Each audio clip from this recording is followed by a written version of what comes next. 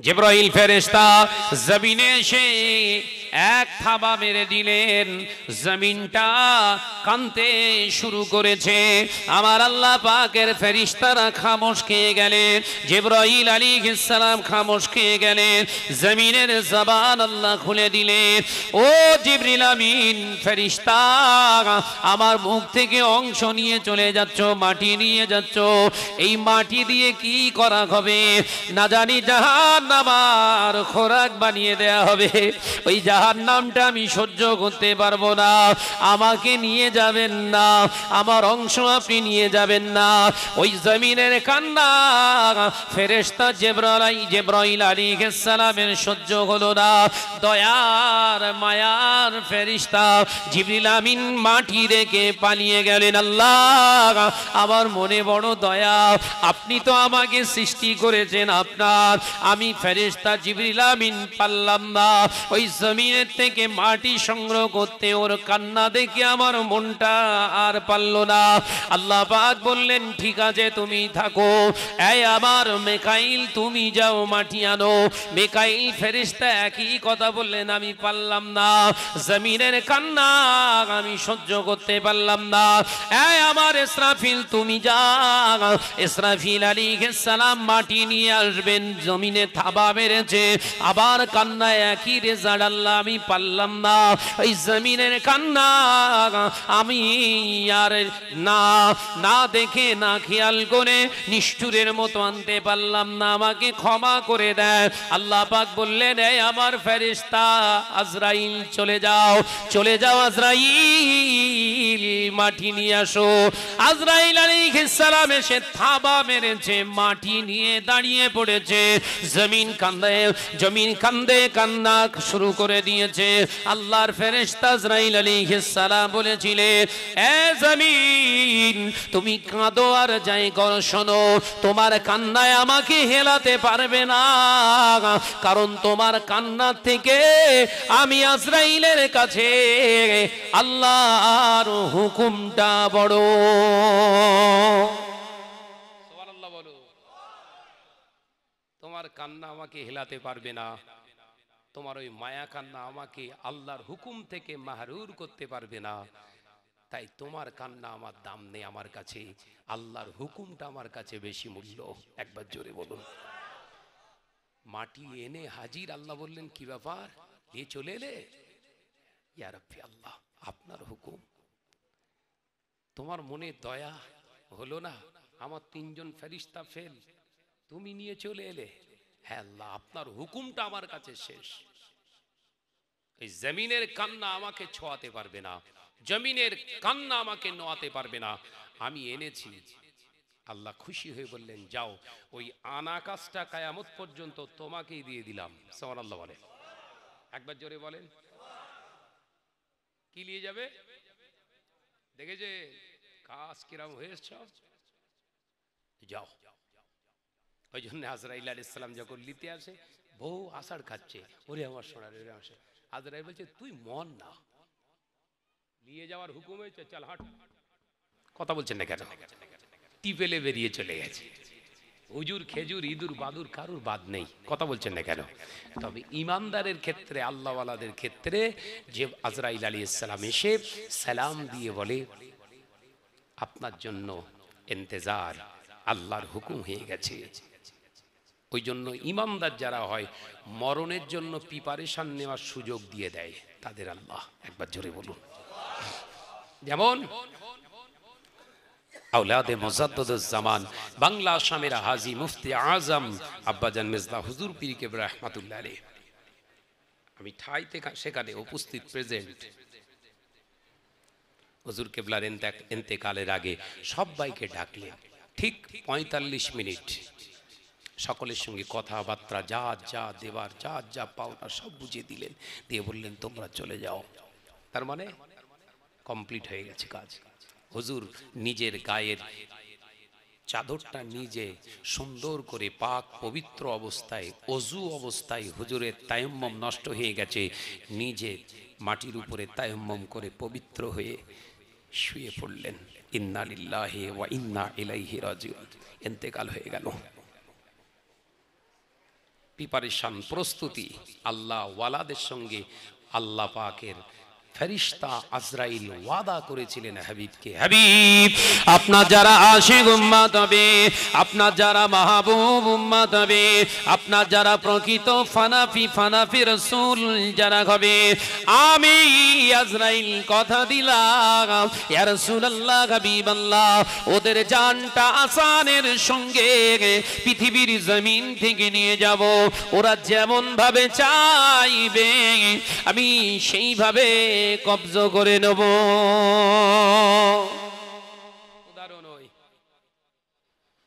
সবার ডেকে নিলেন, 45 মিনিট কথাবার্তা পাওনা টাওনা সব মিটিয়ে দিয়ে এবার ইচ্ছা হয়েছে ঘুমিয়ে গেলেন।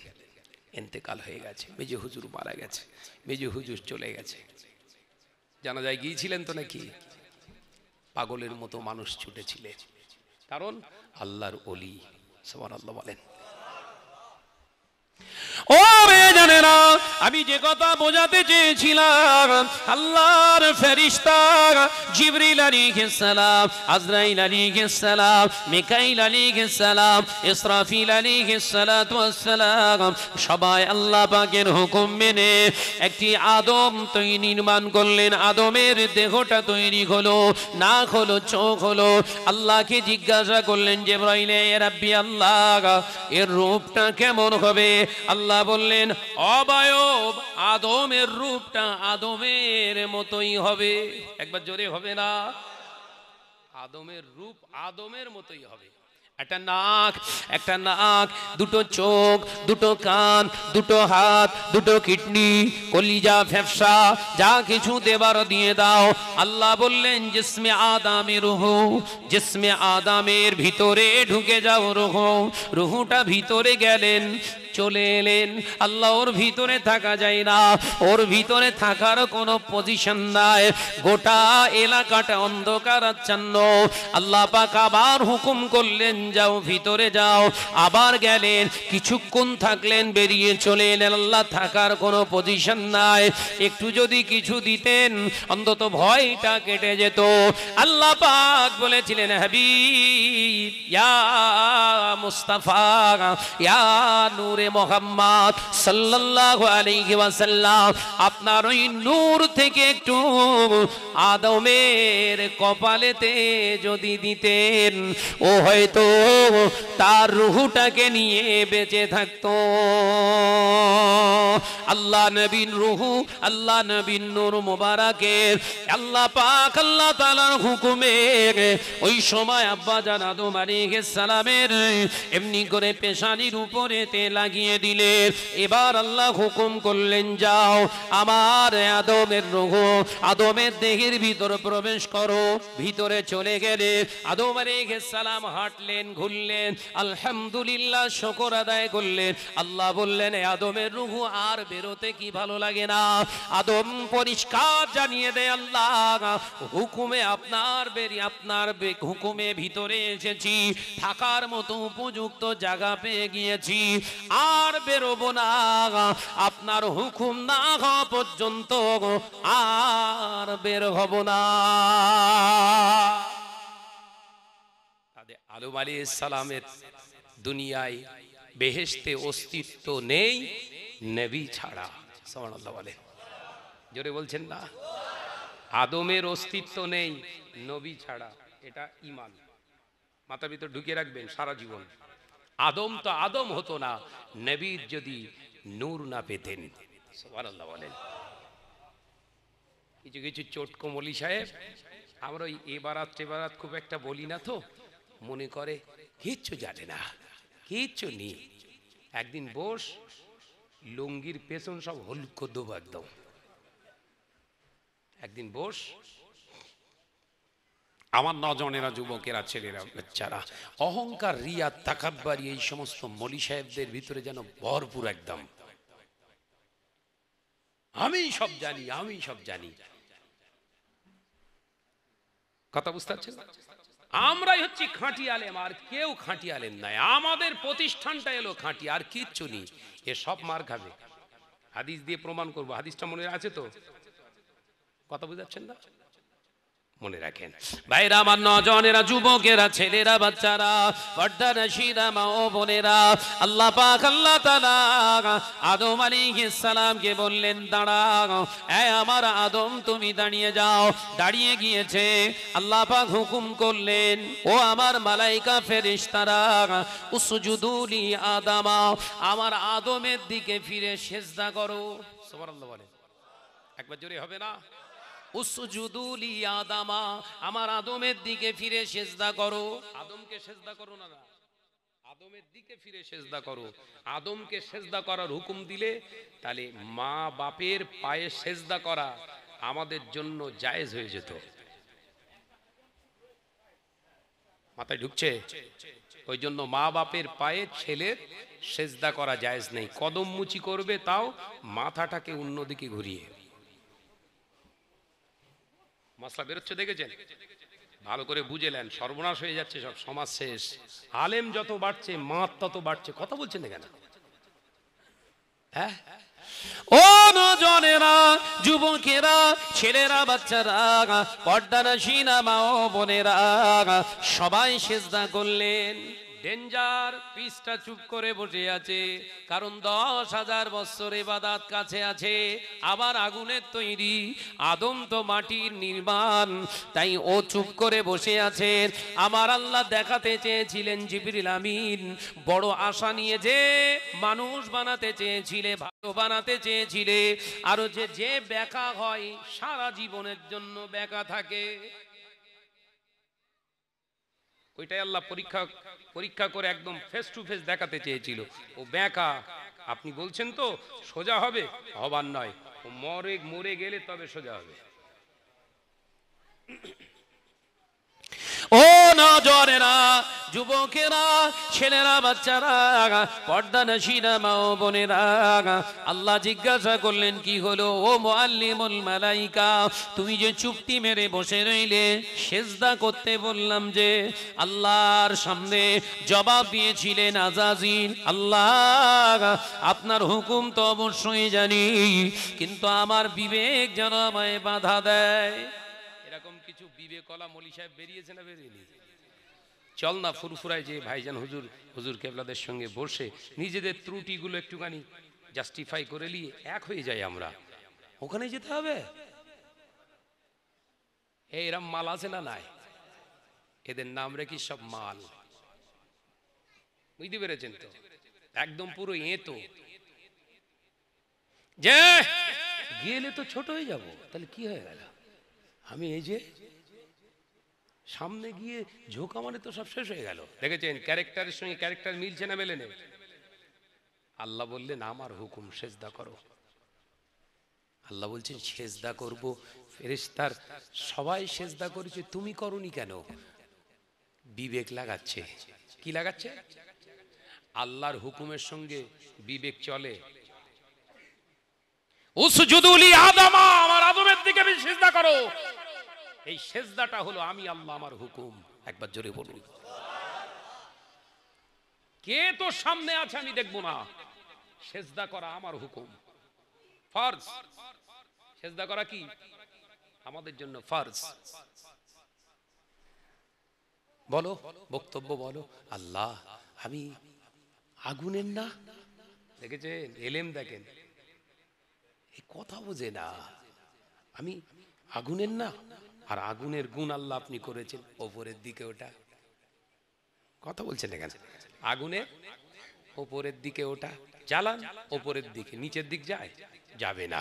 আল্লাহ আমার তো ক্যারেক্টার ওপরের দিকে ওটা, আপনি বলছেন নিচে নামতে? নিচে তো থাকে মাটি, নিচে তো মাটি, আদম নিচে থাকবে, আমি তো ওপরে।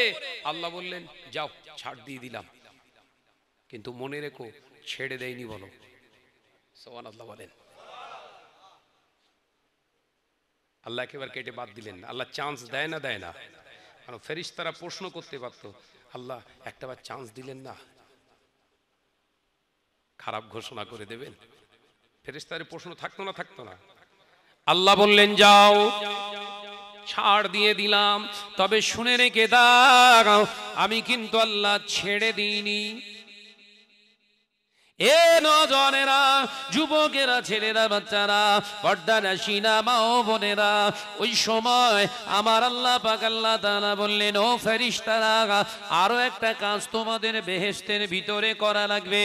বলেন আল্লাহ, কি করতে হবে? আমার বেহেশতের ভিতরে একটা ঘর নির্মাণ করো, একটা ঘর, সুন্দর ঘর বাইতুল নির্মাণ করো। নকশা হবে সুন্দর, ডিজাইন হবে সুন্দর, ঘরটা উঁচু হবে, কিন্তু দরওয়াজাটা করো ছোট। সুবহানাল্লাহ বলেন, একবার জোরে বলেন। যা করাচ্ছে সব ফেরেশতাদের বলো, ভুল ভেঙে দেওয়ার জন্য। কথা মাথায় ঢুকছে না? আল্লাহ যদি মনে করতেন ঘর হবে, কুন হও ফায়াকুন হয়ে যাবে। কুন ইচ্ছা করে, হও ফায়াকুন সাথে সাথে হয়ে যায়। সুবহানাল্লাহ বলেন। কিন্তু কাজ করাচ্ছে কাজ দিয়ে। কেন? এই ইবলিসকে আবেদ বান্দা করেছে এরা, কথা বলে না। এই আজাজিলকে এই 10,000 বছরের প্র্যাকটিস লাগিয়েছে কারা? ফেরেশতারা। তাহলে হট করে যদি ওরে খারাপ বলি, ফেরেশতাদের মনে কষ্ট হতে পারে। তাই ওকে উন্মুক্ত করার জন্য সব ওদের দ্বারাই, ওরা আসল ক্যারেক্টারটা ওদের সামনে ফুটিয়ে তুললে নির্ভেজাল একটা তথ্য ওদের সামনে আসবে। সুবহানাল্লাহ বলেন। ঘর বানিয়ে ফেলেছে সুন্দর করে, ফেরেশতাদের তৈরি করা ঘর। কি নকশা! আমাদের তো সব ডিজাইন হচ্ছে, সব ফ্ল্যাট ফ্ল্যাট, কি এসব বেহেশতের ঘর! সুবহানাল্লাহ, সুন্দর করে তৈরি করেছে। আর দরওয়াজাটা ছোট। আল্লাহ এবার হুকুম করছে ফেরেশতাদের নয়, মুআল্লিমুল মালায়েকা, যাও ঘরটা একবার ভালো করে দেখো সেদিন। কি বলছে আল্লাহ? বলছে ঘরটা বেশ ভালো করে দেখে এসো, যাও ঘরটা কেমন হয়েছে। ও গিয়ে, আজাজিল গিয়ে গোটা ঘরটার বাইরের দিকটা ঘুরে ঘুরে ঘুরে ঘুরে ঘুরে 3-4 পাক মেরে দেখেছে। আল্লাহ, সুপার ঘর হয়েছে, ফার্স্ট ক্লাস ঘর হয়েছে। আল্লাহ বললেন, কি কর বুঝলে? দেখেছো? সব দেখেছো? হ্যাঁ দেখি। কিভাবে দেখলে? আরে আল্লাহ, গোটা ঘরটা ঘুরে ঘুরে দেখেছি, বাইরেটা খুব সুন্দর হয়েছে। আল্লাহ বললেন, ওই বাইরেটা দেখে ভিতরের বিচার করা যায় না। সুবহানাল্লাহ বলেন। দেখেছেন মাঠটা কোথায় মেরেছে? কারণ ও ঘর ঘুরছে আর দেখে সামনে দরজা ছোট। কি জ্বালা বলেন দিন, বুঝতে পারছেন তো? ও গোটা ঘর ঘুরছে আর দেখে দরজা ছোট। তার মানে মাল ভেতরে আছে, আদমের ভিতরে রেখেছে, ঘুরছে, দেখছে, বিশাল ডিজাইনের, বিশাল কিছু হচ্ছে। আল্লাহ ফার্স্ট ক্লাস ঘর হয়েছে। কি করে বুঝলে? আল্লাহ, আমি চতুর্দ্বার ঘুরে ঘুরে ফার্স্ট ক্লাস করে দেখে এসেছি। তা ভিতরে ঢুকিয়েছিলে না? তাহলে ভালো মন্দ ওপরটা দেখে বিচার করা যায় না। আল্লাহ, তাহলে তুমি বললে ভালো। ওইবার টেনশনে পড়ে গেছে, তাহলে আমার ধারণাটাই ঠিক, ওর ভেতরে ঢোকাবে। দেখেছে ক্যারেক্টারের সঙ্গে মিলছে? আরে কথা বুঝে না। বর্তমান মলি সাহেবের সঙ্গে মিলছে তো? ফোকো সাহেব, হ্যাঁ মিলছে। ফুরফুরাই গেলে তো সব শেষ হয়ে গেল। আমার এত হই হই সব তো বেকার, মাঠে মরে যাবে, দরকার নেই। দরজার সামনে যে চুপ করে দাঁড়িয়ে রয়েছে। আল্লাহ পাক বললেন, যাও ভিতরে যাও। দাখালাল বাইত, ভিতরে প্রবেশ করে যাও। ইবলিস চিন্তায় পড়ে গেলেন, টেনশনে পড়ে গেলেন। ভিতরে যদি আমি যাই, আদম রয়েছে ভিতরে, আমার মাথাটা নোয়াতে হবে। সেই তো আদমের সামনেই মাথা নত করা হবে। তাহলে আমার 10,000 বছরের ইবাদতটা জ্বলন জ্বলিতে যাবে। দেখেছে সেই ভক্ত মুরিদির সঙ্গে পীরের কথা মিলছে, দেখেছেন তো? এত কিছু করলাম এত বছর ধরে, সব তো বেকার হয়ে যাবে। এক্ষণ যদি ফুরফুরার সঙ্গে হাত মেরে তো সব সর্বনাশ হয়ে গেল। যা, তাহলে কি থাকলো আমার?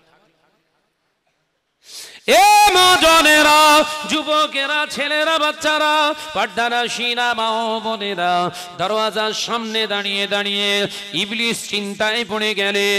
মনে মনে চিন্তা করছে, ভাই দুনিয়ার কোন ফেরেশতা মনের খবর না জানতে পারে, অন্তরের খবরটা জানে কে? জোরে হবে, চিল্লে বলেন, আমার আল্লাহ খবর জানে, আমার আল্লাহ পাক খবর জানে। ইবলিস দাঁড়িয়ে দাঁড়িয়ে ভাবছে, না গেলেও মার খাবো, গেলেও ছোট হয়ে যাব, তবে যদি যায় আমাকে যেতেই তো হবে, কারণ একবার ছাড় দিয়েছে আল্লাহ, ছেড়ে দেয় না বলেও দিয়েছে, তাই আমাকে এবার যেতে হবে। তবে যাবার আগে আমাকে আমার মতো করে বুদ্ধি খরচ করে যেতে হবে। ও নজরেরা, যুবকেরা, ছেলেরা, বাচ্চারা, ইবলিস বলছে ঘরে যাওয়াটা আল্লাহর হুকুম, যেতেই যদি হয় আমার মতো করে যাব, নামাজ পড়া আল্লাহর হুকুম। এখন যদি আপনি ভাবেন আমার মতো করে আমি নামাজ পড়বো, চলবে? জোরে বল না রে বাপ। আগে সেজদা করে, তারপর রুকু করে, তারপর দাঁড়াবেন, নামাজ হবে তো? এই নামাজ হচ্ছে তো নাকি? ফেরেশতা বলছে তাহলে যেতে যদি হয় আমার মতো করে আমি যাব। যাও, ভিতরে যাওয়ার আগে পা ঢুকিয়ে দিয়েছে। এই কথা বুঝাচ্ছেন না? কথা বুঝাচ্ছেন না? কারণ ছোট দরজা, আগে মাথা দিয়ে ঢুকতে হবে তো। ও বললো মাথা দেওয়ার দরকার নেই, পা যখন আছে মার পা, পা আগে দিয়ে মাথাটা নিচুই যদি করতে হয়, সামনের দিকে না করে যদি পিছন দিকে করি, অসুবিধা কিছু আছে? কথা বলে না। ও সামনের দিকে নিচু না করে পিছন দিকে উল্টো চিত হয়ে ঢুকতেছে। আল্লাহ বললেন আবা ওয়াস্তাকবারা ওয়া কানা মিনাল কাফিরিন। সুবহানাল্লাহ বলেন একবার জোরে হবে না? আবা ওয়াস্তাকবারা ওয়া কানা মিনাল কাফিরিন। তুই আমারই অবাধ্য হয়ে গেছিস, আমার হুকুমের খেলাপ করেছিস, তোর 10,000 বছরের ইবাদত তোর অহমিকা অহংকারে শেষ হয়ে গেল। আমি আল্লাহ আজকে ঘোষণা করছি, ও ফেরেশতারা তোমরাও দেখে নিলে এ আমার অবাধ্য হয়েছে দুবার করে। আমি আল্লাহ তোমাদের সাক্ষ্য রেখে ঘোষণা করছি, এ হলো চির জাহান্নামী। সুবহানাল্লাহ বলো, সুবহানাল্লাহ বলো। তাহলে 10,000 বছর কোথায় গেল বাপ? আলোচনা বুঝতে পারছেন তো নাকি? এলেম হুজুর হনু সাহেব কোথায় গেল? ফি নারে জাহান্নামা খালিদিনা ফিহা আবাদা। ও নওজওয়ানেরা, যুবকেরা, ওখান থেকে বেরুনের কোনো জায়গা নাই, চির জাহান্নামী। 10,000 বছর পরিশ্রম করেছে, কেঁদে যারে যার হয়ে যায়। আল্লাহ পাকের দরবারে কাঁদেন, আল্লাহ ক্ষমা করে দিন, মাফ করে দিন। আল্লাহ বললেন সুযোগ দিয়েছিলাম, সুযোগটা কাজে লাগানিনি। আমি আল্লাহ পাক ঘোষণা যখন করেছি, আমি আল্লাহ ওয়াদা খেলাপকারী নই। জোরে বলুন, আরেকটু জোরে হবে না? ও নজনেরা, ওই সময় দেখতে পাওয়া যায় ইবলিস কেঁদে যারে যার হয়ে যাচ্ছে।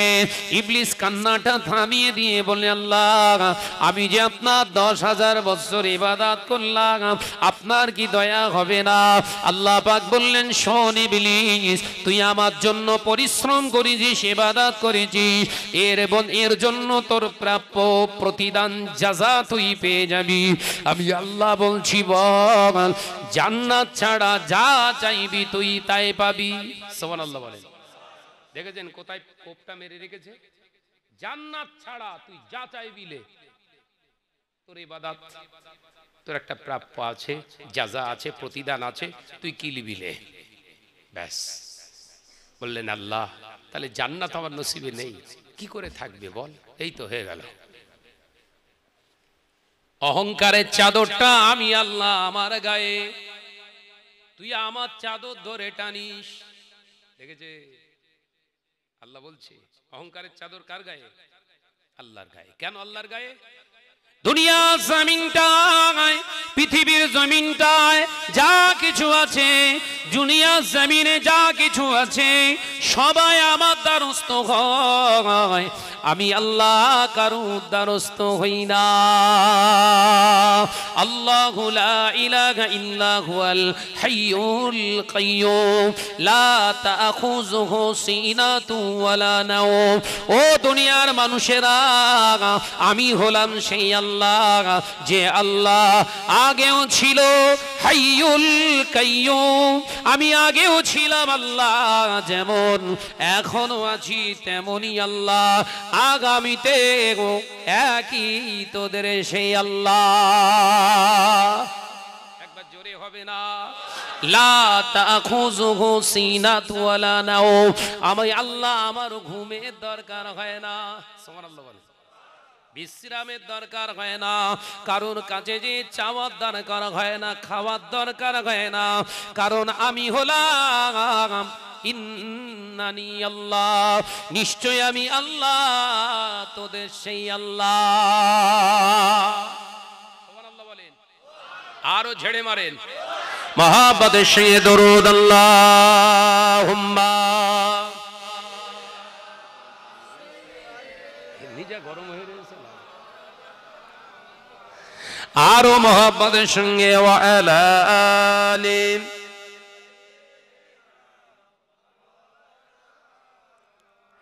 ডেকে লাও রাসূলুল্লাহ রওজা পাকের কিনারে, আমি সইতে পারি না বিরহ ব্যথা, ধন্য করো দিদারে। জোরে হবে না? নারায়ে তাকবীর। ডেকে লাও রাসূলুল্লাহ রওজা পাকের কিনারে, আমি সইতে পারি না বিরহ ব্যথা, ধন্য করো দিদারে। আল্লাহুম্মা।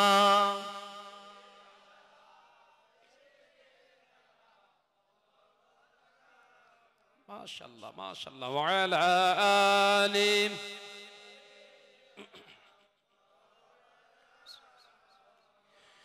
নূরে উজ্জ্বল চেহারা তোমার, দেখে মন যে ভরে যায়। জোরে বলুন, জোরে বলতে পারেন না? তোমার ওই গুম্বাজে হাজরা দেখে ঈমান বেড়ে যায়।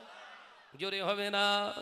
ডেকে লাও রাসূলুল্লাহ রওজা পাকের কিনারে, আমি সইতে পারি না বিরহ ব্যথা, ধন্য করো দিদারে। আল্লাহুম্মা।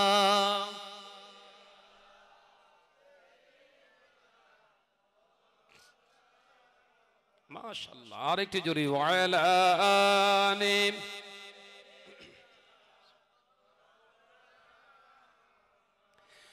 মদিনার ওই আকাশ, মদিনার ওই বাতাস, মদিনার ওই আকাশ, মদিনার ওই বাতাস, মদিনার ওই জাবালে উহুদ তোমাকেও সালাম জানায়। একবার জোরে হয় না? নারায়ে তাকবীর, নারায়ে তাকবীর। সিলসিলা হক মুজাদ্দিদুজ জামান, সিলসিলা হক ফুরফুরা শরীফ, নারায়ে তাকবীর। ডেকে লাও রাসূলুল্লাহ রওজা পাকের কিনারে, আমি সইতে পারি না বিরহ ব্যথা, ধন্য করো দিদারে আল্লাহুম্মা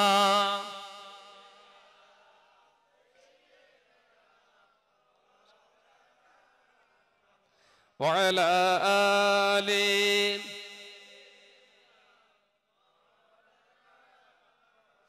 আমার নজনেরা যুবকেরা ছেলেরা বাচ্চারা পর্দানাসীনা মা বোনেরা আল্লাহ নবী পাক জবানে জানিয়েছিলেন বাবা সাহাবীরা ওই সময় ইবলিস কাঁদতে কাঁদতে বলেছিল আল্লাহ আমাকে তিনটে জিনিস দিলেই হবে আর কিছু আমি চাইব না 10,000 বছরের ইবাদতের বিনিময়ে আমার তিনটে জিনিস দরকার আমার অতি প্রয়োজন আল্লাহ আল্লাহ বললেন চা জান্নাত ছাড়া সব পেয়ে যাবি তুই তিনটে জিনিস বল তোর দরকার তবে তিনটে ভালো করে চিন্তা করে বল তিনটের বেশি কি তোর দরকার না আল্লাহ মোটামুটি আমার এই তিনটে হলেই হয়ে যাবে আল্লাহ বললেন বল নাম্বার 1 আল্লাহ এই আদমের চোখ দিয়েছো নাক দিয়েছো কান দিয়েছো সব ঠিক আছে এর হায়াত কতদিন আল্লাহ বললেন কিয়ামত যতদিন না হবে এই আদমের বংশধর ততদিন টিকে থাকবে আল্লাহ পাকের কথাই বললেন ও রব্বুল আলামিন আল্লাহ আমি চাই এই আদম থেকে আদম সন্তান বনি আদম পৃথিবীর জমিনে যতদিন হায়াতে থাকবে ততদিন আমাকে জিন্দা রাখতে হবে আমরা শয়তানের হায়াত কতটা বুঝতে পেরেছেন তো ও পিস মরিনি বলো তার মানে কিয়ামত যতদিন না হচ্ছে ওর মৃত্যু নেই তাহলে শয়তান জিন্দা না মুর্দা পিসটা বেঁচে আছে এখনো দ্বিতীয় চাওয়াটা বল আল্লাহ আদমের চোখ দিয়েছো কান দিয়েছো নাক দিয়েছো জিহ্বা দিয়েছো হাত দিয়েছো পা দিয়েছো কলগে দিয়েছো ফেফসা দিয়েছো কিডনি দিয়েছো কলিজা দিয়েছো আল্লাহ আবার তার ভিতরে দেখতে পাচ্ছি রক্ত দিয়েছো শিরা উপশিরার ভিতর দিয়ে রক্ত চলছে ও রব্বুল আলামিন আল্লাহ ওর হৃৎপিণ্ড থেকে শুরু করে তামাম গোটা বডিটা প্রবেশের অধিকার দিতে হবে অর্থাৎ প্রতি মুহূর্তে ওর ভিতরে ঢুকতে পারি এ ক্ষমতাটা আমার লাগবে আল্লাহ বললেন যা দিয়ে দিলাম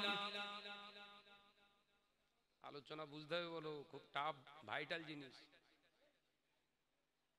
তাহলে শয়তান কথা বলছে না কেন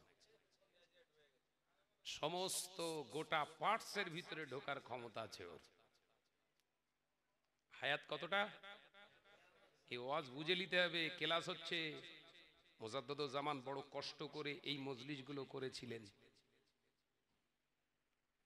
তাহলে এক নাম্বার পাওয়ার কিয়ামত পর্যন্ত হায়াত দ্বিতীয় নম্বর পাওয়ার শিরা উপশিরায় ঢুকবে বেরোবে প্রতি সেকেন্ডে এ ক্ষমতা ইবলিসের আছে ওই জন্য কোনো বিবিকে কোনো আপনার বেগানা নারীকে বা পুরুষের দিকে কোনো যে ছেলেটা চোখ মারামারি করছে জানবেন চোখের ভিতরে শয়তান ঢুকে শয়তানি করছে কথা বুঝতে পারেননি পরের গাছের ডাব পেড়ে খাচ্ছে জলসা শুনে যাওয়ার সময় মেরে দিয়ে বেরিয়ে গেছে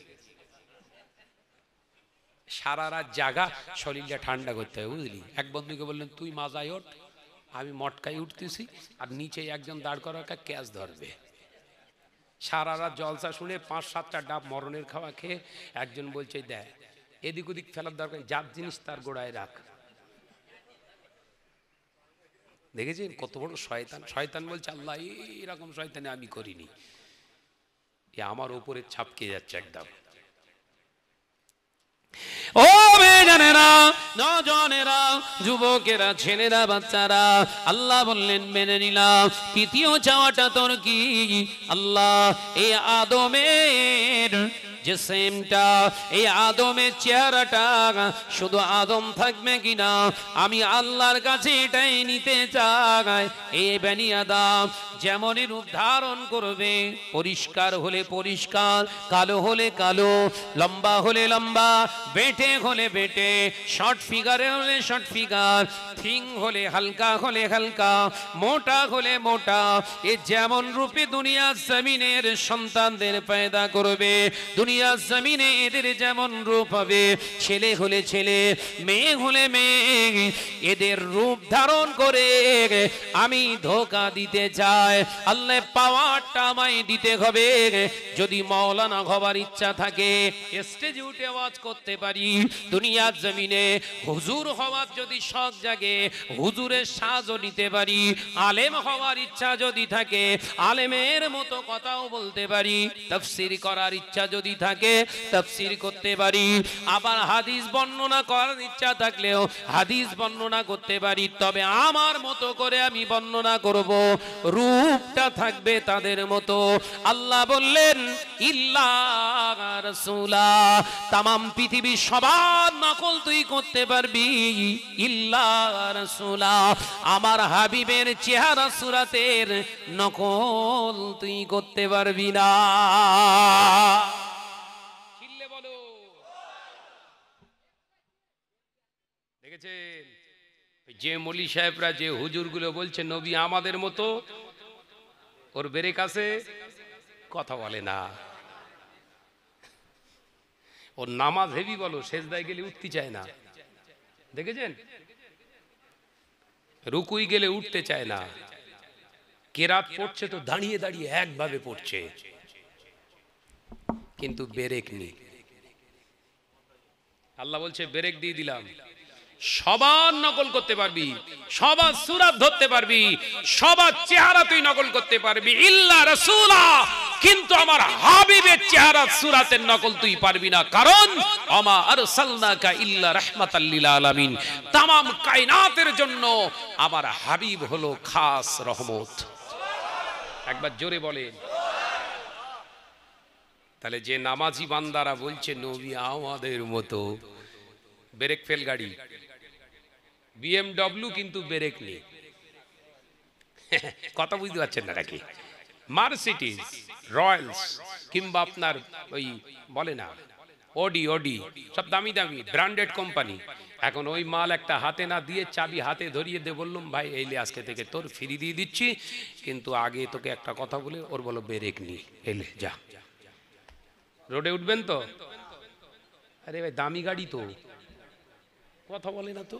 আরে ব্র্যান্ডেড কোম্পানি, অসুবিধা হচ্ছে কারণ আপনার ভেতরে ঘুরঘুরানি চেপেছে, মাল তো বিরাট ভালো কিন্তু ব্রেক নেই। ওর ভেতরে ওটা গাড়ি স্টার্ট দেওয়া মানে আর বন্ধ হবে না। অর্থাৎ ও গাড়িতে ওঠার আগে আমার দুটো কাজ কনফার্ম করতে হবে। ওই বিএমডব্লিউর কোম্পানির কাছে ফোন করে মিস্ত্রি রেডি করে রাখতে বলতে হবে, আর হসপিটালে ফোন করে বেড একটা সবসময় রেডি। কথা বলে না কেন? আলোচনা মাথায় ঢুকছে না। বলে শাহনাজ ভাই যা বলে বুঝতে পারিনি।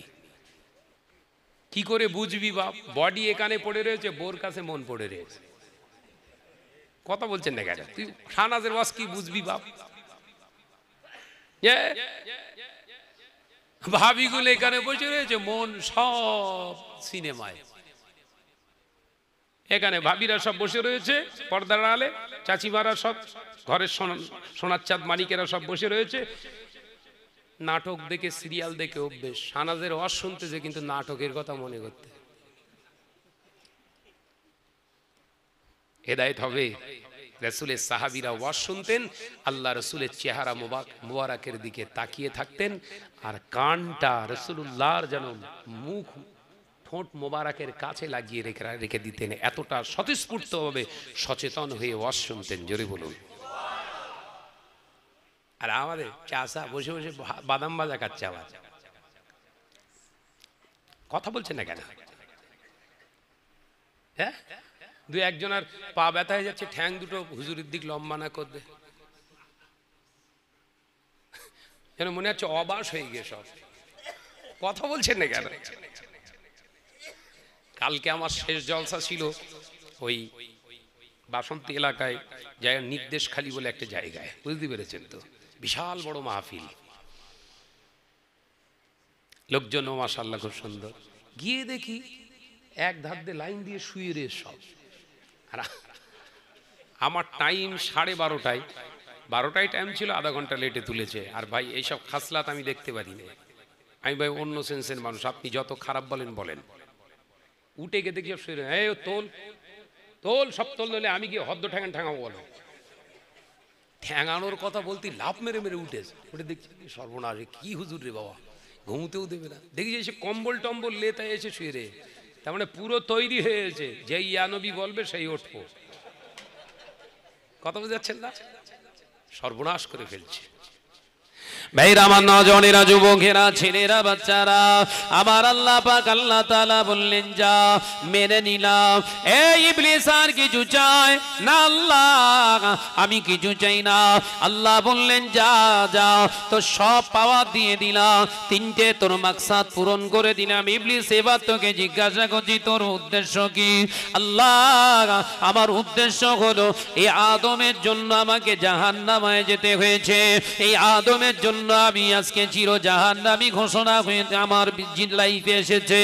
তাই আমি চাই এর সন্তানদেরকে জাহান্নামে নিয়ে যাব, ধোঁকা দিয়ে দিয়ে, পাপ কাজ করিয়ে করিয়ে।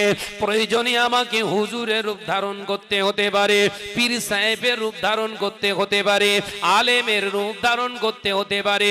কারণ আমি শয়তান, আমার সুরাতটা যদি এরা অরিজিনাল দেখে ফেলে, এরা আমাকে কেউ আর পুষতে নেবে না, আর ধারে কেউ আমার ঘেসবে না। তাই আমি চাই ওদের সুরাতে, পছন্দের সুরাতে ওদের ধোঁকা দিতে। আবার আল্লাহ বললেন ওরে ইবলিস শোন, তুই যত ধোঁকাই দিস না কেন, 70 বছর 80 বছর তারপরে যদিও একবার জেনে যায়, একবার যদি বুঝতে পেরে যায় তোর আসল চেহারাটা কি, তোর আসল কর্মটা কি, আর ওই বুঝতে পারার দিনে যদি একবার পড়ে আস্তাগফিরুল্লাহ আল্লাযী লা ইলাহা ইল্লা হুয়াল হাইয়ুল কাইয়্যুম ওয়া আতুবু ইলাইহি, আশহাদু আল্লা ইলাহা ইল্লাল্লাহু ওয়াহদাহু লা শারীকা লাহু, লাহুল মুলকু ওয়া লাহুল হামদু ওয়া হুয়া আলা কুল্লি শাইইন কাদির। আমি আল্লাহ বলছি ওরা আগে পেছনে সমস্ত ভুলগুলোকে ওই একবার তওবার ওসিলায় মাফ করে দেব। একবার জোরে হবে না? ইবলিস বলেন আল্লাহ ওইটা বলছো, ওই তো বললি তো হয়ে গেছে, চাওয়া হয়ে গেছে। আলোচনা কি বোঝাতে চেয়েছিল? একদল আলেমকে আল্লাহ জাহান্নামায় দেবে। হাদিস ভুলে গেছেন নাকি? একদম লাইন চ্যুত হলে হবে না, ওয়াজ হচ্ছে পাকামো না। রাসূল পাক সাল্লাল্লাহু আলাইহি ওয়াসাল্লাম জানিয়ে দিলেন একদল আলেমকে জাহান্নামী করা হবে। কোন আলেমগুলো? যে আলেমগুলো সমাজের ভিতরে বিশৃঙ্খলা তৈরি করত, আত্মকেন্দ্রিক, যারা নিজের স্বার্থের জন্য জাতিকে জাহান্নামার রাস্তা দেখিয়ে দিত, ওই আলেমগুলোকে আল্লাহ জাহান্নামায় দেবে। যে আলেমগুলো সমাজের বুকে সমাদৃত হওয়ার জন্য মানুষকে হালাল হারামের রাস্তা দেখিয়ে দিত না, ওই আলেমগুলো, যে আলেমগুলো নিজের জীবনটাকে স্বার্থ করার জন্য, দুনিয়ায় পুঁজিপতি নিজেকে বানানোর জন্য, পুঁজিপতি অর্থ ধন সম্পদওয়ালা প্রভাবশালী হওয়ার কারণে নিজেদেরকে স্থানের জায়গাটা মজবুত করার জন্য জাতিকে আল্লাহ আল্লাহ রসুলের রাস্তায় আনতো না, সমাজে বিভাজন তৈরি করে রাখতো, ওই আলেমগুলোকে আমার আল্লাহ জাহান্নামায় দেবে। তার কারণ ওরা আলেম সুরাতে, কাজে হলো ইবলিস। মাথায় ঢুকেছে?